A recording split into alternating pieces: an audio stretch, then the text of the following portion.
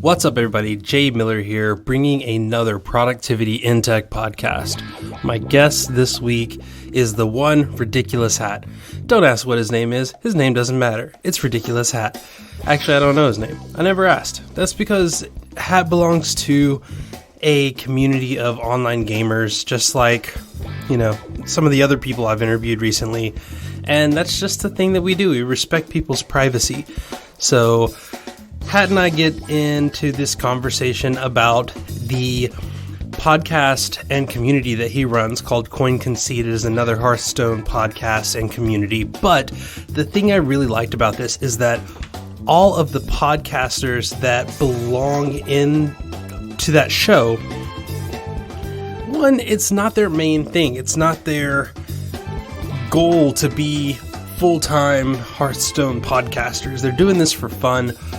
But that being said, they still devote a lot of time and energy into doing what they do.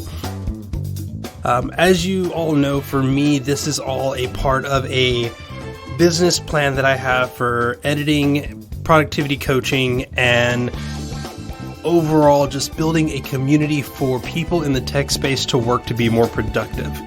So for me, everything that I do has to do with that end goal. But for this crew of people in which Hat is a part of, they're doing this because they're passionate about the community that they're a part of.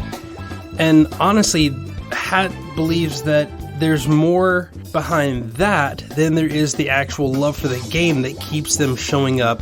So I'm not going to bore you with any of my rambling. I will say that we had a great show and an even better after show. So if you are not yet a PIT Premium member, head over to productivityintech.com/memberships and then click the link to become a premium member or make a one-time donation using our Ko-Fi page. That link is also on the memberships page as well to get unlimited access to all of the after show episodes that we've done, as well as ones in the future, including the one that we release with this episode. But here it is, my conversation with Ridiculous Hat.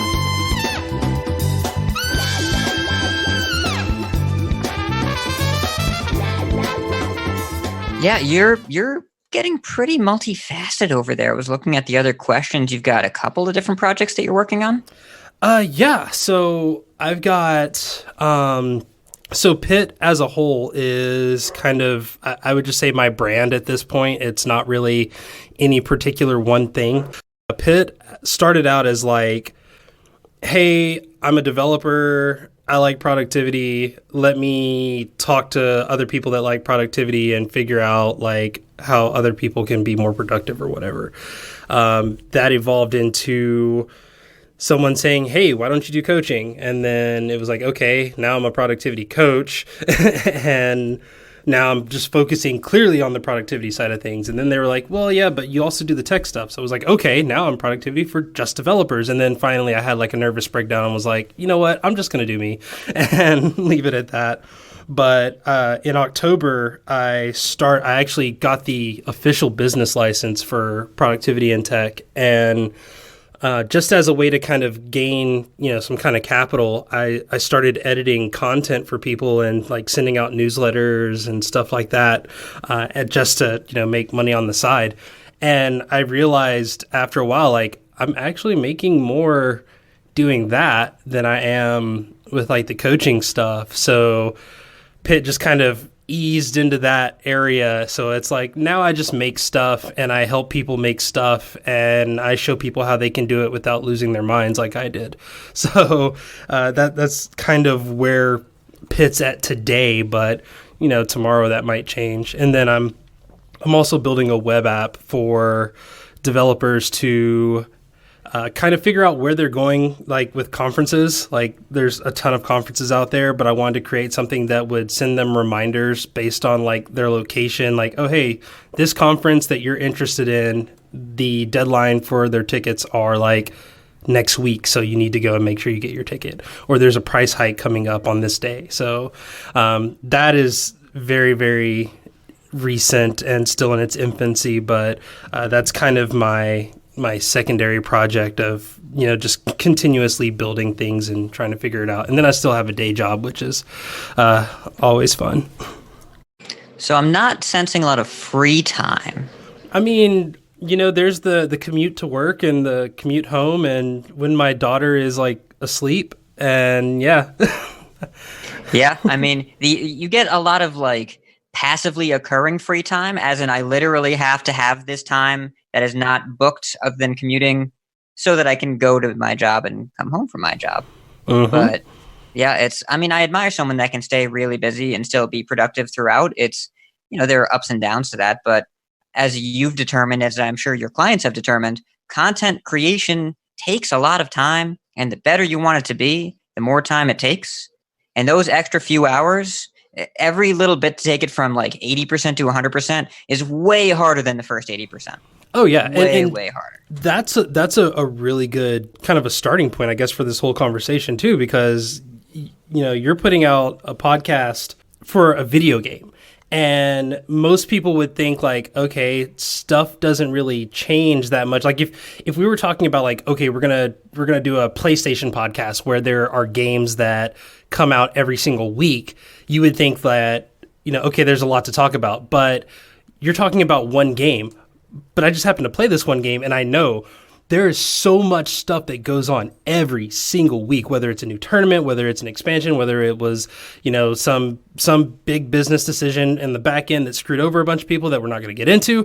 But like all of these things are coming up. And then at the same time, that there are these big events where there are new expansions that come out, and all of the work that comes into preparing for that. Like, well, first of all, tell everybody about your podcast in case we have any Hearthstone players that are listening. And then also kind of go into detail about what that process looks like, getting it set up and stuff. So I am part of a podcast called Coin Conceit, it's a Hearthstone podcast. We focus really on the tournament aspect of the game, where we kind of connect with the recurring tournament series. There are tournaments basically every day. We recap them. We talk about what's doing well, what's not doing well. We go over the news. We try and do some kind of explanation on a core game concept or a specific deck that's doing well, just to give the listener kind of an educational leg up on the competition, both in terms of being informed about what's happening now and how do they deal with it. But really, I'd say as our podcast has evolved, even if the game doesn't change, the crux of why our show is successful is because of the chemistry between the hosts. And a lot of what we do isn't content related. We just get on and kind of talk about what our past week has been like. And it evolves from there. It can get a little inside jokey at times, but it's just good banter and a demonstration of camaraderie that lets you feel like, as a listener, that you're in the room with a bunch of friends and that you get to be a part of it, as well as taking the educational and informative tactic. So it's a lot of fun. I've been running the show now as a producer for a couple of years. I took over the audio editing in particular about a year and a half ago, and there's a lot of work that goes into that because we do, it's called a double ender, where everyone records their own audio, send it all to me, I sync it all up, I process it, I edit it, and then I'm a big believer in manually editing the podcast of any parts that are a little sloppy or inaccurate information or where there's a lot of crosstalk, you can't really figure out what's going on. I am a big believer in marking that down as we record and going back and scrubbing it or modifying it, never to the point where what we send out in the recorded episode is inaccurate based on what we said, right? We're not changing our opinions. Like we say this card is bad, and then by the time the episode's ready to be released, it's good. So we just cut that part out. No, we leave it in. But in terms of just the polish aspect of the show, it takes a lot of work, but I think it makes a better product. Oh, and as someone who I think I found Coin Conceit, I don't know, it was probably in like November of last year. I went on like this weird bender of like, I'm going to find every single Hearthstone podcast there is. And Coin Conceit got added in that event. And it's interesting because, like you said, for people who, none of you are professional streamers like 24/7. Like that's not what you're doing. You all have jobs. You all have these outside lives. And it seems like you said, to create content at a certain level of quality, the getting the podcast recorded is a labor intensive process in itself. But then, doing a double ender, I used to do double enders with all of my guests, but then I realized that many of my guests aren't podcasters. So it's like, they're like, oh, hey, I'm, on a phone, or I'm calling from, this really horrible place, or I'm on like a old computer where I don't know how to set up a recording, or I don't know how to use QuickTime, or, so eventually I was like, you know what, I'll just take care of it. And because it just becomes a liability in a way. Like, have you ever had like audio that just got eaten? So I have a mixer and a whole setup here. I've got a USB audio interface. I've got a USB mixer. I've got my own mic as well, and a software mixer. So we record through Discord. And basically the question any content creator needs to ask themselves is, am I willing to put in enough time that my manual editing on whatever crapshoot of audio that I get is going to be better than the pretty solid audio compression algorithms that are built into software these days? Skype and Discord, good voice compression algorithms. They know what they're doing, and the audio that you get out of it is generally pretty usable. The vast majority of podcasts in my space, they record Discord, slap it on an RSS feed. That's the podcast. I put in enough time where that's not the case. I use Adobe Audition to edit the file, not free software, and a bunch of other equipment that I've picked up over the years. Because in addition to the backup copy that I record through the mixer, which we can always fall back on, there have been a couple times we've needed to, I would rather get worse audio and process it myself than get audio where everything sounds the same and I have no opportunity to excel and for us to set our content apart in that way. And that is something that I did notice, that, there is something to say about I'm just going to get on whatever device and talk. Like, I know both a friend of yours and mine, Wicked Good, Steve Lubitz, for those that have been listening to the show, and he was on the show earlier. He does the Off Curve podcast, and then you have Blister Guy, who does the Walk to Work, and those are designed to be a gritty kind of like, you get what you get because of the scenario in which I'm recording. And I think that there's something to say about that. I've definitely put out shows where I've done that, not on Pit, but on other podcasts that I do. And I've actually had people say, like, I think the funniest comment that I ever got was someone was like, I loved the podcast that you did in the drive-through of a Chick-fil-A. And it was literally just like me having this weird existential crisis of just like, I don't know what I'm doing anymore. I got to figure this out. And like, I've been doing like an audio blog of my days, and I just happened to be getting food for my wife and I was like, well, I'm in the drive-through. There's a pretty long line, so I'm just gonna, sit here and record, and did it and gave my order, paid, and then at the end just signed off. And people were just like, that was amazing. But then at the same time, like, I wouldn't put out a Pit podcast like this, like that. That's just not that's not the style of the podcast. And one of the things that Coin Conceit has done so well is that it has that unique style of a professionally edited podcast. And it's really a question of alignment of expectation. And thank you very much for saying that. I'm a talented amateur, I guess, and by talented I mean experience. By experience, I made a lot of mistakes, because that's what the word experience means. It means mistakes made enough to know how to make it sound decent. And yeah, like you said, Blister Guy and Steve, both good friends of mine. When you're listening to that podcast, you're not saying, I'm going to get professionally produced audio. You're saying, this guy is literally walking to work and playing a game of Hearthstone, and he's talking to me while he's doing it. Reasonable expectation, 20-minute podcast. That's what you expect. Coin Conceit, we go a little bit longer. We're looking for a 2-hour episode most of the time. I wouldn't feel comfortable sitting around and talking in my car for 2 hours and putting that out, as well as if we're going for educational, if we're going for informative, I think there's a certain level of polish that we're looking for from that. And we're trying to be visibly appealing, notably appealing to people that may not otherwise have a vested interest in our content. And part of what you can do there, if the base of the content makes sense, is really work on that polish. and really working that extra mile to bring people in when they're not otherwise sure why they should listen to you. Absolutely. And that's one of the things that I feel is a constant struggle between podcasters is, for instance, the first, like, this podcast goes back like 3 years now, like 3 or 4 years. And due to some stuff, most of that content is on the Internet Archive and not on this feed.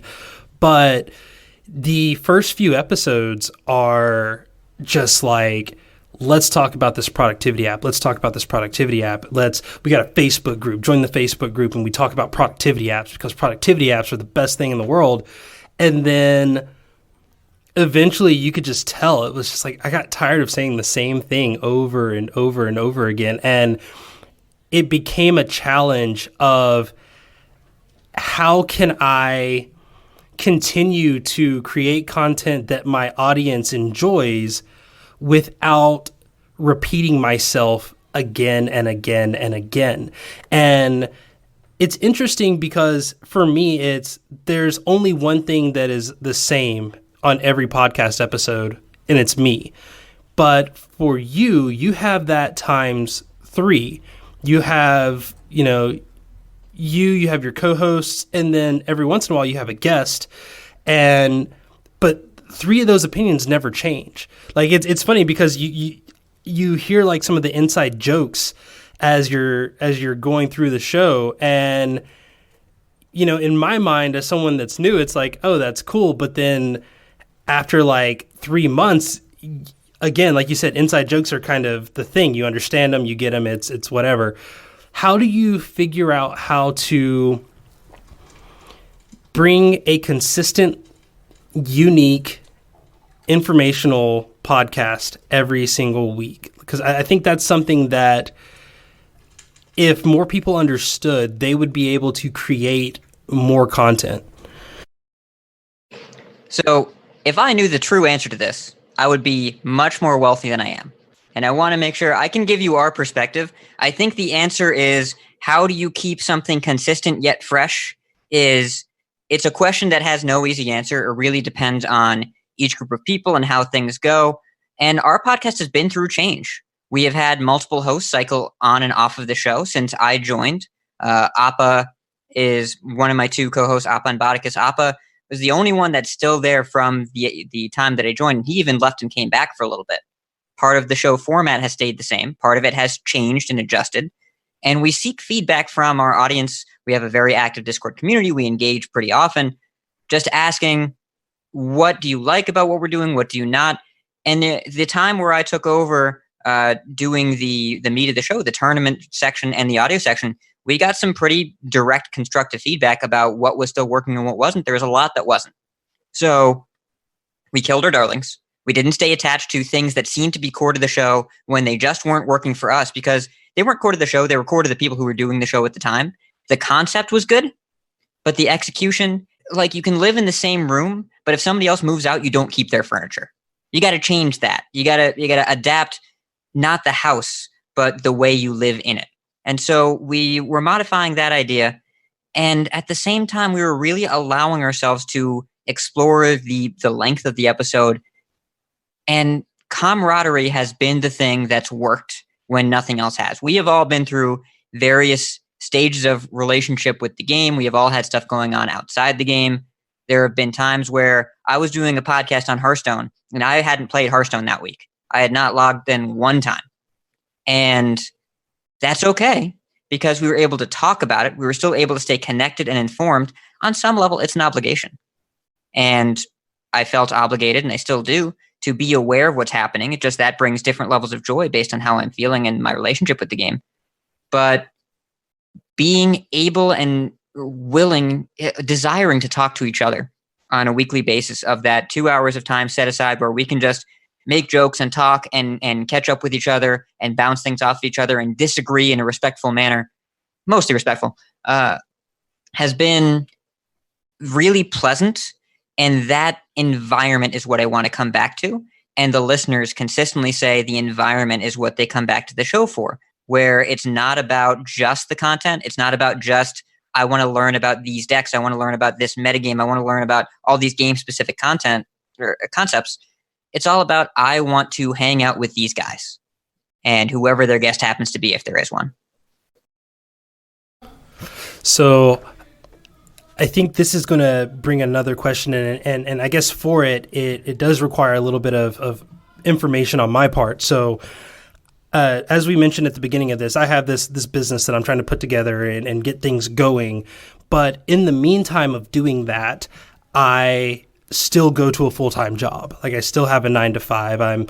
I'm coming home. I'm being a father, being a husband, and then also having all of these responsibilities for my clients, as well as kind of the marketing and the sales and getting new clients.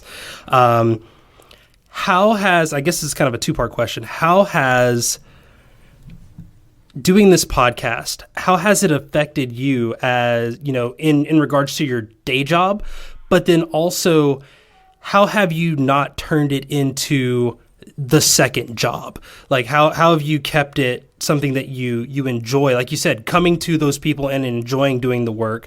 I mean, yeah, that's great and all, but at the same time, there's still going to be, a 2-hour podcast, I would assume takes at least 3 hours to edit. Like, does that not feel like a chore? Oh, it does. I want to make sure I'm clear. I don't enjoy the editing. I do it. I'm proud of having a finished product that is really high quality. And the pride compels me to do it. But most weeks I just look at that final audio and I say, man, I don't really want to edit this. I do it because it's my commitment to the podcast, and I am at least more aware of the time investment now, as well as I've worked in some processes with audio editing just over time and practice of making it more efficient. But I'm not going to tell you that at the end of every podcast I record for 2 hours, a lot of fun, and then I'm like, well, I can't wait to edit this. No, I can wait. Sometimes I do wait, and that's the problem.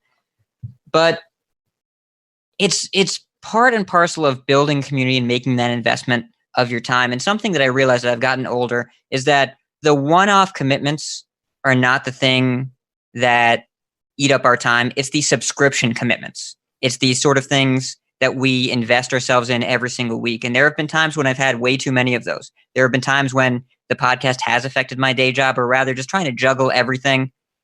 I've left a little early to get home earlier to work in the show notes, or I was a little late getting home. And so I didn't feel as confident about the content because we came up with the topic kind of last minute.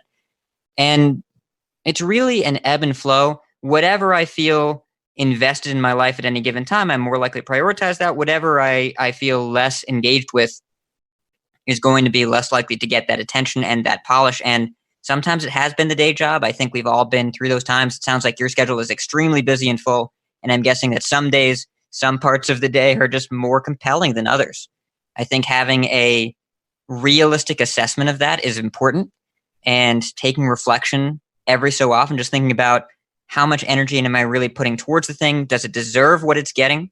In some cases, some things might seem really important at the time, but then reflection, you're like, you know what? The amount of energy I'm putting in, like you talked about with doing a double ender versus a raw recording, is it really worth that extra 3 hours? Probably not at a certain point when your time is that scarce, versus other things like, man, I'm really not feeling the job this week, this month, whatever, but I need to support the family. It really adds a lot of value and structure to my life. Maybe I should refocus some of that energy I put other places and kind of reel it back in, keeping that in perspective. And as I'm sure you've talked about this on many episodes in the past, but I started writing down my recurring commitments in my calendar and plotting out exactly how much time they were taking up. I actually have an app on my phone called Swipe Times, where when I'm doing something, I click the button. It records how long I'm spending in that project. When I'm done, I click the button. And I can go back and look at how much time I'm really spending on these projects. And sometimes it is a real eye-opener. I think the best advice that I ever got in regards to time management was charge twice what you think you should charge, because you're going to take twice as long as you think you will take to do that thing.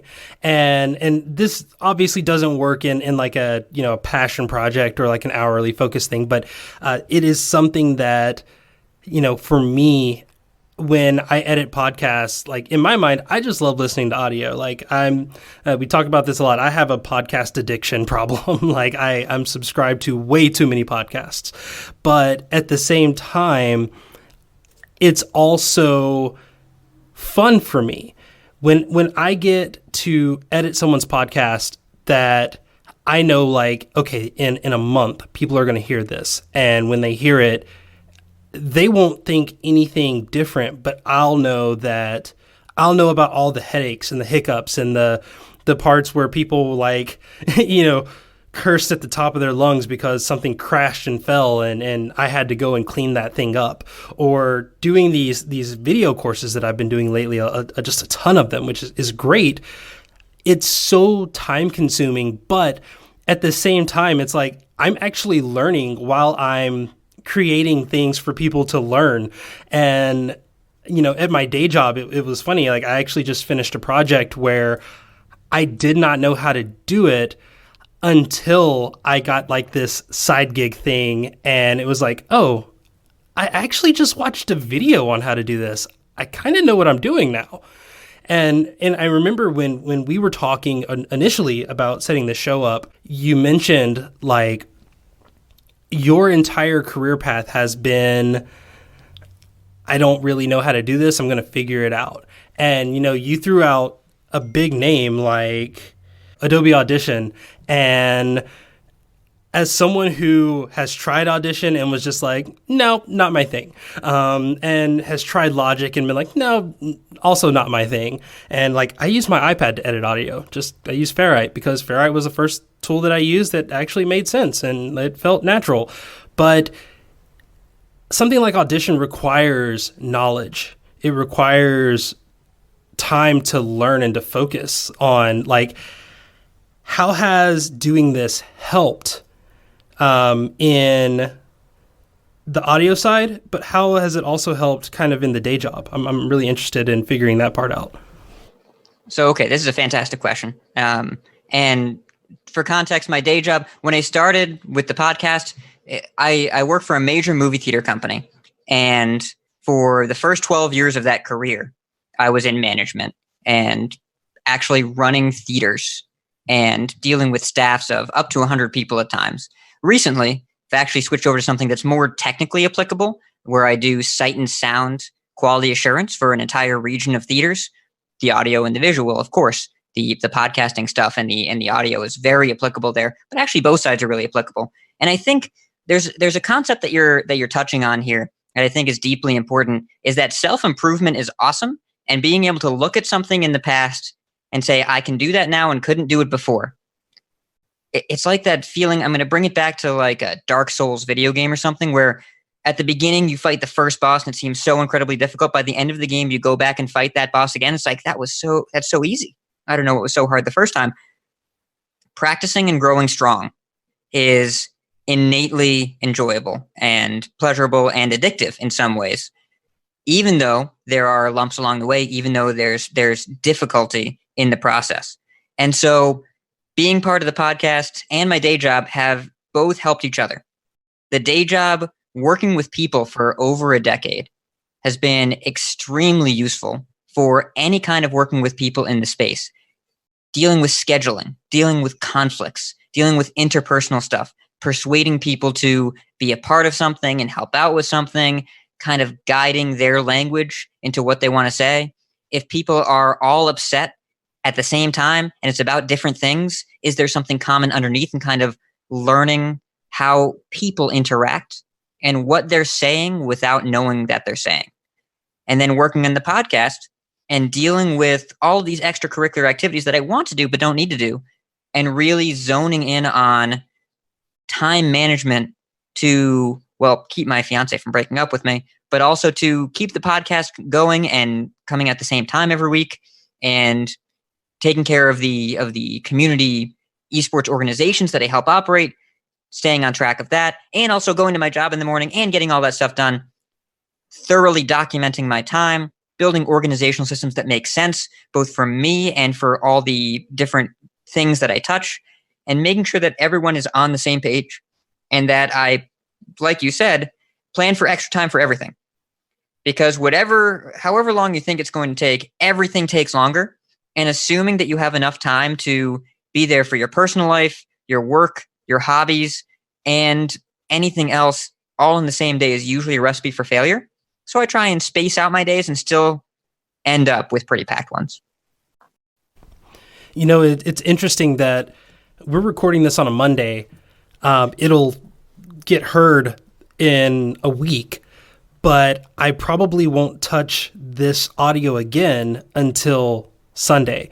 And, like you just said, there's a reason why that's the case. It is, if I don't want my wife to come in here and like rip like the Ethernet cable out of my computer and be like, spend time with me, or if I don't want my daughter to be screaming bloody murder while I'm trying to record, I have to devote some of that time to them.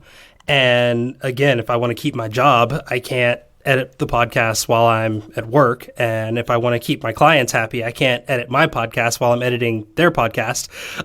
So it is good to hear that time management as a whole doesn't mean trying to dedicate every single minute to something. It more means understanding where the time itself is going. And that's something that I think a lot of people kind of get screwed up on when they start thinking, I got to be more productive. I got to manage my time better. I love it when people are like, oh, I need to manage my time better. And it's like, well, what are you doing? I don't know. Okay, well, the first thing you need to do is figure out what you're doing and where that time is going. Because as someone who creates content for a living, creating the content is the easiest part. It is the making the content, palatable for your audience. Figuring out who your audience is. That is the one thing that I wish more people would talk about, is figuring out who their audience is and how exactly you approach them. Because for the first year of my podcast, I think I had like 2 iTunes reviews and like 3 people who to this day are still like Pit Premium members, which is awesome. But like those were the people that would tell me what they thought about the show, but nobody else. And the audience was growing and growing and growing, but I had no idea what I was doing because I would try to reach out to people and hear nothing. So I'm saying all of this to kind of tie into my next question, which I think will be second to last one, because I got one that I definitely want to ask. The Hearthstone community as a whole is a fickle one. Like, they get mad over certain things that I don't quite understand. And being a member of that community as well, how do you keep your feelings towards the game? And you mentioned this a little bit of recording on weeks where you haven't opened the game at all. How do you control that? How do you keep yourself from just being like, you know what, screw this, screw Blizzard, screw Activision, screw Team 5, like screw all these people.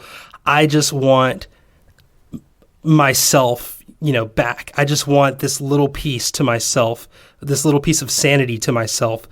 How do you keep that in check and, again, just continue to be consistent? So a lot of this comes down to, like I said earlier, the decade of experience working with people and conflict mediation and really figuring out what is going on, when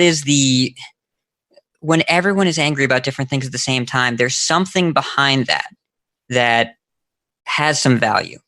And when we look at the Hearthstone community and any gaming community, right, people, when it comes to their hobbies, react more strongly than maybe something like their jobs. It really depends what happens, but your job is where you go. I think in most cases these days is not what defines us. It's what we do, but it's not what defines us. But a hobby is something that we choose to do. It's something we choose to be a part of. Hey, I want to play this game because games are fun and I want to have fun. I want to relax. But there's that part of us, especially as we get a little bit older, and I think Hearthstone appeals very well to people that play games with not a lot of free time, where the competitive and proud instincts that we develop by being good in a career, right? You actively manage things, push things a little bit further, get a better product because of it, especially if you work for a while and move up into management. It's all about kind of honing your team. The impulses of making things better and of things being the best they can possibly be, that doesn't turn off when you get home after years and years of working. But the game is supposed to be fun.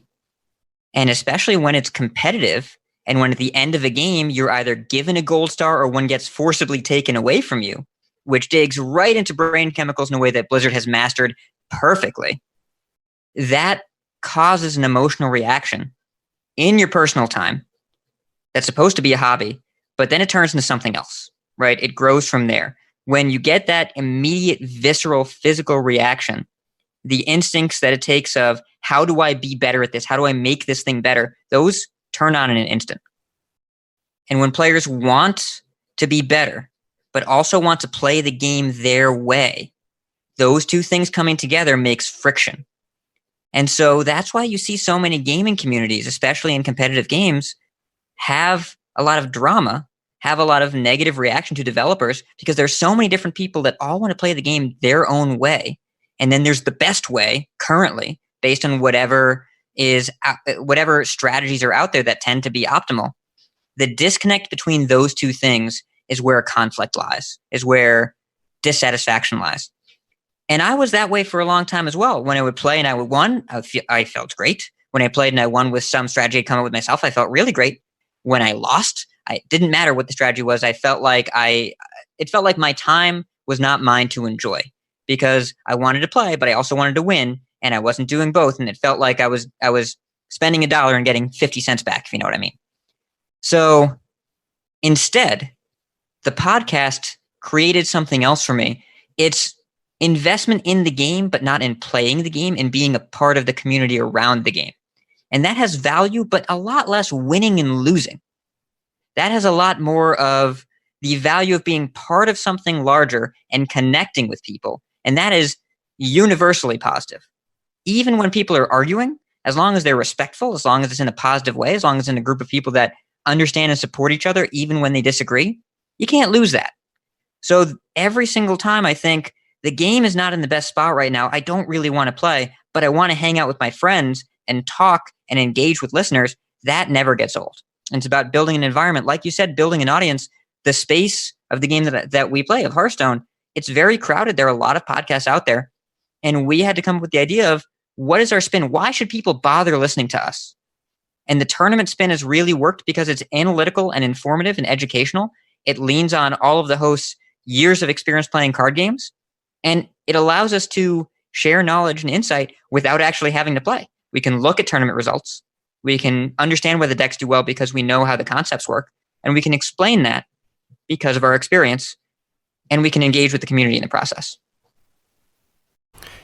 And, one of the things about engaging with that community, I think that has been what saved Pitt so many times, just keeping up with, I think at one point we literally had 2 people in a Slack workspace, and they were just kind of there, and I wasn't even in there. And I jumped in one day and they were still logged in, and I was just like, what are you doing in here? And they were just like, hey, it's where I hang out. And it's like, oh, well, there's no one else here. And they go, I know. I figure people will show up eventually. And then it was just like, okay, I want people like that. And it seems like you have found that with your Discord channel. It is, I'm not a member of the Discord, but I am a member of other Discords where I believe that you're a member of as well, like Happy Hearthstone, Hearthbuzz, Off Curve. The fact that you have carved your own space out is something that people rarely do. And that is the difference in what makes a good podcast and a great podcast. There are podcasts that I listen to that I have absolutely no interest in the topic, but I'm so fascinated, so enamored with the ability to